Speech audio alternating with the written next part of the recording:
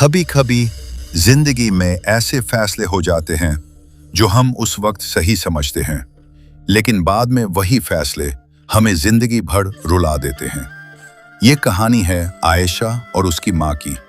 आयशा एक मॉडर्न लड़की थी, अपनी जॉब, अपनी लाइफ सब में बिजी, और उसकी माँ सिर्फ एक सिंपल सी औरत जिसकी दुनिया सिर्फ उसकी बेटी थी। बचपन में जब आयशा रोती थी तो माँ रात भर जागती थी। जब स्कूल की फीस देने के पैसे नहीं होते थे तो माँ अपने गहने बेच देती थी। जब आयशा बीमार होती थी तो माँ खुद भूखी रहकर उसका ख्याल रखती थी। लेकिन वक्त बदल गया। आयशा बड़ी हो गई, जॉब लग गई, नई जिंदगी शुरू हो गई, और धीरे धीरे माँ उसकी लाइफ में एक्स्ट्रा बन गई। एक दिन आयशा ने डिसीजन लिया, मैं माँ को ओल्ड एज होम छोड़ देती हूँ। उसने माँ से कहा, माँ, वहाँ आपका अच्छा ख्याल रखेंगे, मैं बिजी रहती हूँ, आप अकेली पड़ जाती हूँ। माँ ने बस हल्का सा मुस्कुराकर कहा, जैसे तुम ठीक समझो बेटा। उस दिन माँ ने एक बार भी मना नहीं किया, न कोई सवाल, न कोई शिकायत, बस चुपचाप अपनी बेटी के साथ चल दी। ओल्ड एज होम के गाटे पर जब आयशा वापस जा रही थी तो माँ बस उसे देख रही थी। आंखों में आंसू थे पर होंठों पर दुआ, मेरा ख्याल मत करना बेटा, खुश रहना। आयशा वहां से चली गई। जिंदगी फिर नॉर्मल हो गई, या शायद उसे लगा कि सब नॉर्मल है। कुछ दिन बाद आयशा अपना पुराना सामान देख रही थी, तभी उसे एक डायरी मिली। उस डायरी पर लिखा था, मेरी बेटी के लिए।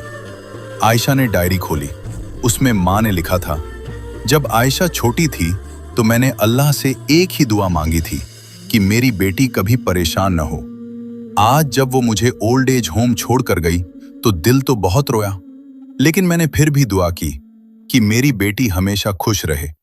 शायद मैं अच्छी माँ नहीं थी, तभी मेरी बेटी मुझे अपने पास नहीं रख पाई। ये पढ़कर आयशा के हाथ कांपने लगे, आंखों से आंसू रुक नहीं रहे थे।